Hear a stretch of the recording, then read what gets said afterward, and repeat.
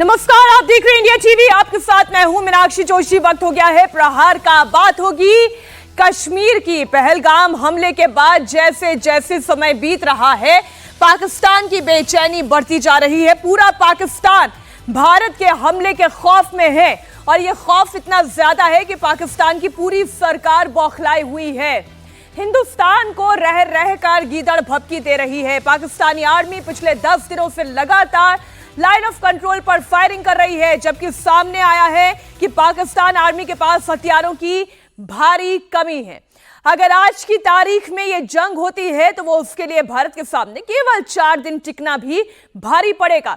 वहीं राजस्थान बॉर्डर से भारतीय सीमा में घुस रहे एक पाकिस्तानी रेंजर को अरेस्ट कर लिया गया है। भारतीय सेनाएं भी लगातार एक्शन मोड में है। नेवी अरब सागर में लगातार युद्ध अभ्यास हो रहा है, तो डीआरडीओ ने स्ट्रेटोस्फेरिक एयरशिप प्लेटफॉर्म का सफल परीक्षण किया है। यह पहला परीक्षण है जो देश की निगरानी और इंटेलिजेंस को एक नई धार देगा, एक नई ऊंचाई देगा। वहीं इंडियन आर्मी का जम्मू कश्मीर में सर्च ऑपरेशन भी युद्ध स्तर पर जारी है। पाकिस्तान ये जानता है कि अगर जंग छिड़ती है तो वो भारत के सामने टिक नहीं पाएगा और इसलिए वो बार बार न्यूक्लियर वेपन की बात करता है, वो बैलिस्टिक मिसाइल्स की बात करता है। एक बार फिर पाकिस्तान ने भारत को परमाणु हमले की धमकी दी है। रशिया में पाकिस्तान के राजदूत ने भारत को परमाणु हथियार की धमकी दी। मोहम्मद खालिद जमाली ने रशियन टीवी चैनल से बातचीत में कहा कि जरूरी हुआ तो पाकिस्तान परमाणु हथियार का इस्तेमाल करेगा। भारत अगर अटैक करता है तो हमले का पूरी ताकत के साथ जवाब दिया जाएगा। पाकिस्तान भारत के खिलाफ परमाणु जंग की धमकी दे रहा है, लेकिन हकीकत कुछ और है। भारत के एक्शन से पहले ही पाकिस्तान की तैयारियों से जुड़ी हुई एक चौंकाने वाली खबर अब आपको दिखाने जा रही हूं। खबर यह है कि पाकिस्तान अगर भारत के खिलाफ जंग में उतरता है तो उसके पास लड़ने के लिए गोला बारूद नहीं है। बड़ी खबर आपको दे दें, एक रिपोर्ट के मुताबिक अगर आज की तारीख में लड़ाई शुरू हुई तो पाकिस्तान 4 दिन भी भारत के सामने टिक नहीं पाएगा। पहलगाम हमले के बाद पाकिस्तान को इसी बात का डर सता रहा है कि अगर कन्वेंशनल वॉर हुई, आमने सामने का युद्ध हुआ, तो फिर पाकिस्तान क्या करेगा। पाकिस्तान के पास तो असलहा ही नहीं है। ऑर्डिनेंस फैक्ट्री में स्टॉक की भारी कमी है। उसके मंत्री, उसके नेता लगातार भारत के खिलाफ मुंह फायरिंग कर रहे हैं। जी हाँ, मैं उस शब्द का इस्तेमाल कर रही हूं, गीदड़ भभकी कर रहे हैं, मुंह फायरिंग कर रहे हैं। लेकिन हकीकत यह है कि पाकिस्तान की सेना 4 दिन भी ये जंग में रह नहीं सकती। पाकिस्तान के पास 155 mm गोला बारूद, भारी कमी है। पाकिस्तान सेना के पास हथियारों की भारी कमी है। केवल 4 दिन की जंग लायक ही इस वक्त पाकिस्तान के पास गोला बारूद बचा है। गोलों की भारी कमी है। तोप करेंगे क्या जब उसमें डालने के लिए गोले नहीं होंगे? तो क्या शोपीस बनाकर रखेगी? पाकिस्तान के पास जंग लड़ने के लिए गोला बारूद नहीं है। रशिया यूक्रेन युद्ध में, इजराइल हमास युद्ध में पाकिस्तान ने जमकर गोले बारूद अपने बेचे हैं और इसी वजह से पाकिस्तान में इसकी भारी कमी है। 2023 में सिर्फ फरवरी की अगर मैं बात करूं, फरवरी और मार्च की बात करूं, तो पाकिस्तान ने 2,30,000 से ज्यादा गोले एक्सपोर्ट किए हैं। रशिया यूक्रेन युद्ध के दौरान पाकिस्तान ने यूक्रेन को 155 mm आर्टिलरी गोले और कई मोर्टार, इसके अलावा हथियारों के साथ साथ गोलियों की सप्लाई कर दी है। और इस तरह की सप्लाई के बाद पाकिस्तान ने इजराइल को भी ये सप्लाई की है और नतीजा ये हुआ कि पाकिस्तान ने कमाई तो खूब कर ली। उसे ये लगा कि गोला बारूद बेचूंगा, खूब सारा पैसा कमाऊंगा, तो पैसा तो पॉकेट में आ गया, लेकिन जंग लड़ने के लिए अब क्या करेंगे हथियारों का जब उसमें डालने के लिए बारूद नहीं होगा। पाकिस्तान की जंग से पहले ही हालत खराब है, लेकिन भारत सरकार पूरी तरह से सतर्क है। बड़ी खबर आपको दे दें, भारत ने ऑर्डिनेंस फैक्ट्री में सभी कर्मचारियों की छुट्टियां रद्द कर दी है। भारत में कुल 12 ऑर्डिनेंस फैक्ट्री है। यहां पर सभी कर्मचारियों के लिए आदेश जारी हो चुका है। इस आदेश में कहा गया है कि अगले 2 महीने तक उनकी सारी छुट्टियां रद्द की जाएंगी। ऑर्डिनेंस फैक्ट्री चंद्रपुर के कर्मचारियों को तो अपनी छुट्टियां रद्द करने के लिए तत्काल ड्यूटी ज्वाइन करने पर कहा ही गया है और कुछ इसी तरीके का आदेश ऑर्डिनेंस फैक्ट्री जबलपुर में भी जारी हुआ है। यहां पर 2 दिन से ज्यादा की सारी छुट्टियां रद्द की जा चुकी हैं। भारत सरकार ने यह फैसला इसलिए लिया कि अगर जंग छिड़ती है तो सेना को हथियारों के साथ ही गोला बारूद भी लगातार सप्लाई होता रहे, इसमें कोई कमी ना आए। तो सभी ऑर्डिनेंस फैक्ट्रीज की छुट्टियां रद्द कर दी गई हैं। डिटेल इस वक्त आपके सामने है। देश की सभी ऑर्डिनेंस फैक्ट्रियों में अगले 2 महीने तक छुट्टी नहीं दी जाएगी। इस बीच बड़ी खबर, पाकिस्तान के मंत्रियों की तरफ से जुबानी जंग लगातार जारी है। इस बार बारी है पाकिस्तान के रक्षा मंत्री ख्वाजा आसिफ की। ख्वाजा आसिफ ने कहा है कि अगर भारत ने सिंधु नदी पर कोई डैम बनाया तो पाकिस्तान उसे ध्वस्त कर देगा। भारत के सिंधु नदी जल समझौते के सस्पेंशन की खबर के बाद से ही पाकिस्तान बौखलाया हुआ है और इसी बौखलाहट में पाकिस्तान के हुक्मरान आए दिन अनाप शनाप बयानबाजी कर रहे हैं। एक चैनल से बातचीत में ख्वाजा आसिफ ने कहा कि भारत का सिंधु नदी पर डैम बनाना पाकिस्तान को कतई मंजूर नहीं है। पहलगाम आतंकी हमले के बाद भारत ने जमीन, आसमान, समंदर सभी तरफ से घेराबंदी कर दी है। अरब सागर में नेवी लगातार एक्सरसाइज कर रही है। नेवी ने पहले 30 अप्रैल से 3 मई तक अरब सागर में युद्ध अभ्यास किया।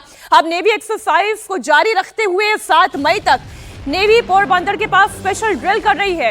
इस ड्रिल के बीच भारतीय नेवी ने जहाजों को अरब सागर में ना जाने की सलाह दी है, क्योंकि पोरबंदर के तट पर लाइव फायर ड्रिल जारी है। नेवी लगातार युद्ध अभ्यास कर रही है। इसमें किसी तरह की बाधा ना आए या किसी को नुकसान ना हो, इसके लिए एडवाइजरी जारी की गई है।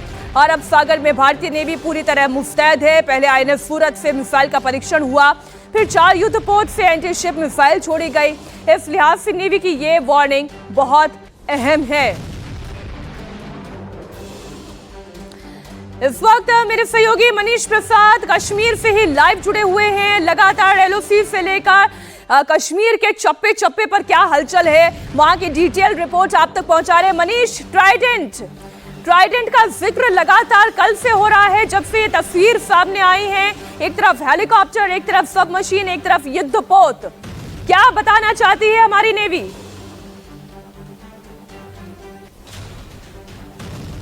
मीनाक्षी, ये भारतीय नौसेना का दमखम है। आप हेलीकॉप्टर के तौर पर आप भारतीय नौसेना की एयर पावर, जो कि MiG-29K या फिर MH-64 रोमियो जो हेलीकॉप्टर है, उसके जरिए समझ सकते हैं। ये एडवांस लाइट हेलीकॉप्टर चेतक, चीता की फ्लीट पूरी भारतीय नौसेना के पास है। दूसरी तरफ वॉरशिप है, वही वॉरशिप जिसने अलग अलग मोर्चों पर अपना डोमिनेंस दिखाया है। ब्लू वाटर, अरेबियन सी, साधारण शब्दों में आप समझ लीजिए कि भारत पाकिस्तान की जो समुद्री सीमा है वहां पर तटस्थ होकर मुकाबला किया है और चुनौती का सामना किया है। वहीं सबमरीन है, भारतीय नौसेना के पास इस समय न्यूक्लियर कैपेबल सबमरीन से लेकर किलो क्लास सबमरीन, यानी कलवरी क्लास सबमरीन से लेकर जो बाकी डीजल सबमरीन है वो मौजूद है और जो पूरी तरह से सक्षम है। और ट्राइडेंट का इसमें जिक्र इसलिए किया गया है क्योंकि त्रिशक्ति के तौर पर यह भारतीय नौसेना के पास है। लेकिन हमें याद करना होगा ऑपरेशन ट्राइडेंट जो कि 1971 में हुआ था। जैसे ही कराची बंदरगाह को पूरी तरह से भारतीय नौसेना के वॉरशिप्स ने जब बॉम्ब किया था तो अंगार अंगार अंगार 3 बार कोडवर्ड यूज किया गया था और उसके बाद हफ्तों तक कराची बंदरगाह जलता रहा था। और ठीक उसी की तर्ज पर भारतीय नौसेना का विक्रांत जैसे ही अरेबियन सी में पहुंचा तो पाकिस्तान डर गया। पाकिस्तान ने सरगोदा से अपने F-16 को फ्लाई करवा के ग्वादर पहुंचाए और यह भारतीय नौसेना की ताकत इस तस्वीर के माध्यम से दिखाई देती है। और यह भी नहीं भूलना होगा कि navy chief admiral DK Tripathi कल प्रधानमंत्री से मिले हैं और यह बिल्कुल साफ हो जाता है कि भारतीय नौसेना दमखम और कैपेबिलिटी के साथ अब मोर्चों पर तैनात है। बिल्कुल मनीष, आप बने रहे हमारे साथ। इस बीच नेवी चीफ दिनेश के त्रिपाठी, जिनका जिक्र अभी मनीष भी कर रहे थे, उन्होंने प्रधानमंत्री मोदी से मुलाकात की। माना यह जा रहा है कि इस दौरान नेवी चीफ ने प्रधानमंत्री मोदी को अपनी तैयारियों से जुड़ी हुई रिपोर्ट सौंपी है। इस वक्त इंडियन नेवी अरब सागर में बहुत एक्टिव है और किसी भी कार्रवाई के लिए तैयार है। ऐसे में PM मोदी से नेवी चीफ की मुलाकात बहुत अहम है।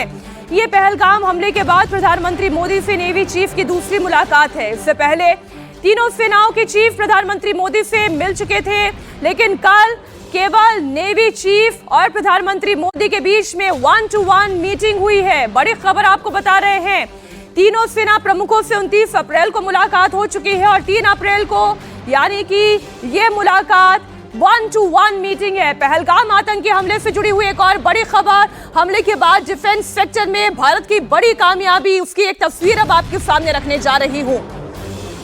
डीआरडीओ ने स्ट्रेटोस्फेरिक एयरशिप प्लेटफॉर्म का पहली बार सक्सेसफुल ट्रायल किया है। मध्य प्रदेश के श्योपुर ट्रायल साइट पर इसका परीक्षण किया गया।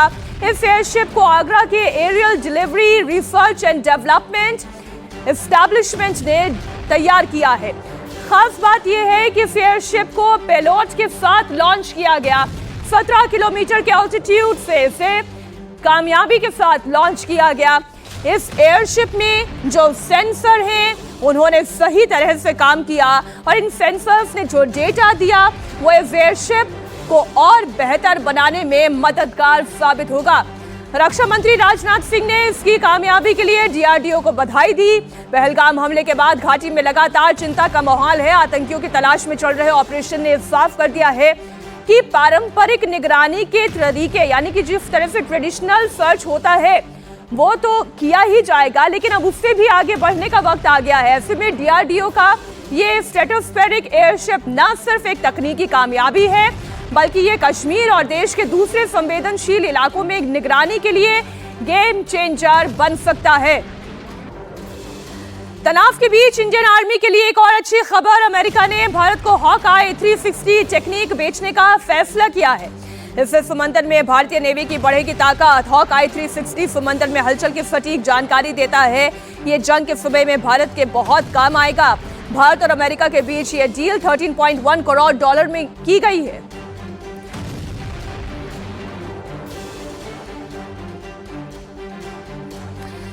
भारत के पलटवार से डरा हुआ पाकिस्तान दरअसल ये समझ ही नहीं पा रहा है उसे क्या करना चाहिए, क्या नहीं करना चाहिए, कब करना चाहिए और इसलिए इसी गफलत में वो लगातार एलओसी पर फायरिंग कर रहा है। 22 अप्रैल से लेकर अब तक 10 बार पाकिस्तान ने गोलीबारी की है। जम्मू कश्मीर के कुपवाड़ा हो, उरी सेक्टर हो, अखनूर सेक्टर हो, इन सेक्टर्स में लगातार गोलीबारी हुई है। कल रात पाकिस्तानी सेना की 32 पोस्ट एक्टिव हुई। भारतीय सेना की फॉरवर्ड पोस्ट पर फायरिंग हुई। पाकिस्तानी आर्मी घात लगाकर फायरिंग कर रही है। रात के अंधेरे का फायदा उठाकर पाकिस्तानी सैनिक फायरिंग करते हुए दिखाई दिए। भारतीय सेना हर बार की तरह पाक आर्मी को मुंहतोड़ जवाब देती आ रही है। पाकिस्तान कई रात से भारत की कई फॉरवर्ड पोस्ट को टारगेट कर रहा है और वहां पर फायरिंग कर रहा है। पाकिस्तानी सेना ने कुपवाड़ा, बारामूला, पुंछ, राजौरी, मेंढर, नौशेरा, सुंदरबनी, अखनूर में फायरिंग की। पाकिस्तानी आर्मी एलओसी पर लगातार कायराना हरकत कर रही है। बड़ी खबर आपको बता रहे हैं, मेंढर, नौशेरा, सुंदरबनी, अखनूर, राजौरी, पुंछ, बारामूला और कुपवाड़ा इन सेक्टर्स की तरफ निशाना करके लगातार पाकिस्तान की तरफ से सीजफायर वायलेशन किया जा रहा है। एलओसी पर पाकिस्तानी सेना लगातार फायरिंग क्यों कर रही है, इसके पीछे भी उसका मकसद बेहद खास है। वो एक खौफ में जी रही है। पहली वजह तो यह है कि पाकिस्तानी सेना अपने आतंकवादियों की घुसपैठ कराने की कोशिश कर रही है और दूसरी यह कि पाकिस्तान को भारत की ओर से सर्जिकल स्ट्राइक का डर सता रहा है और इसी वजह से यही कारण है कि एलओसी पर पिछले 10 दिनों से लगातार फायरिंग हो रही है। उन्हें इस बात का डर सता रहा है। मनीष हमारे सहयोगी लगातार जुड़े हुए। मनीष, मुझे याद है श्रीनगर में और इन तमाम एरिया में जब आप जा रहे थे हमारी लगातार आपसे बात हो रही थी, आप ये कह रहे थे कि इस वक्त पाकिस्तान की सेना एक खौफ में जी रही है, कहीं कोई सर्जिकल स्ट्राइक ना हो जाए, कहीं रात के अंधेरे में भारतीय फौज की टुकड़ी पाकिस्तान में दाखिल ना हो जाए।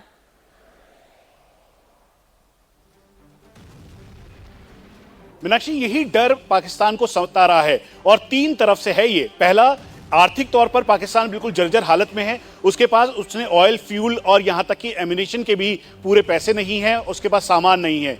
दूसरा, डिप्लोमेटिक तौर पे पूरी तरह से अलग थलग हो गया है। चाइना और टर्की के अलावा कोई साथ नहीं है। और तीसरा सबसे इंपॉर्टेंट है मिलिट्री ऑप्शन, जिसकी वजह से पिछले 10 से 11 दिन से पाकिस्तान 8 सेक्टर में लगातार फायर कर रहा है। और ये डर इस बात का है कि कहीं भारतीय सेना क्रॉस बॉर्डर करते हुए पाकिस्तान की जो फॉरवर्ड लोकेशंस है, जहां पर पाकिस्तान ने ऑलरेडी अपने बंकर खाली करके सिविल लोगों को ह्यूमन शील्ड के तौर पर इस्तेमाल करना शुरू कर दिया है, वहां पे कहीं भारतीय सेना अटैक ना कर दे। और यही वजह है कि पाकिस्तान की बौखलाहट है और रात भर, मतलब सूर्य होते ही सूर्य उदय तक पूरी रात वो अलग अलग जगहों पे फायर कर रहा है। अब 323 किलोमीटर का जो कश्मीर का लाइन ऑफ कंट्रोल है, उसके अलावा 224 किलोमीटर का जम्मू का लाइन ऑफ कंट्रोल है। वहां पे जो मेन पाकिस्तान का 10 कोर हेडक्वार्टर है, उसने डायरेक्शंस अपने सभी ब्रिगेड को दी है, अपने सभी यूनिट्स को दी है कि वो अलर्ट रहें और ह्यूमन शील्ड के तौर पर सिविल लोगों का इस्तेमाल करें और फायरिंग करते रहे, कहीं ऐसा ना हो कि भारत अंदर घुस जाए। मनीष, आप बने रहे हमारे साथ। पाकिस्तानी नेताओं की इस वक्त जो गीदड़ भपकियां हैं वो एक के बाद एक सामने आ रही है। पाकिस्तानी नेताओं पर भारत का एक्शन भी जारी है। इस बीच इमरान खान का सोशल मीडिया अकाउंट ब्लॉक हो गया है। जेल में बंद इमरान खान ने भारत के खिलाफ जहर उगला। अब देखें, इस वक्त तो हर किसी को बोलने की आजादी है, जिसके जो मुंह में आ रहा है पाकिस्तान के नेता अनाप शनाप बोले चले जा रहे हैं। खुद जेल में बंद हैं, खुद इस वक्त मोहताज हैं, लेकिन फिर भी अपने आवाम को तो दिखाना है ना कि अभी भी हम जिंदा हैं। इस बीच पाकिस्तान में भारत के हमले का खौफ ऐसा है कि पाकिस्तान में वॉर सायरन बज रहे हैं। पख्तूनख्वा प्रांत के कई शहरों में हड़कंप मचा हुआ है। पेशावर शहर की कुछ तस्वीरें अब मैं आपके सामने रख रही हूं। पहले ये सायरन सुने।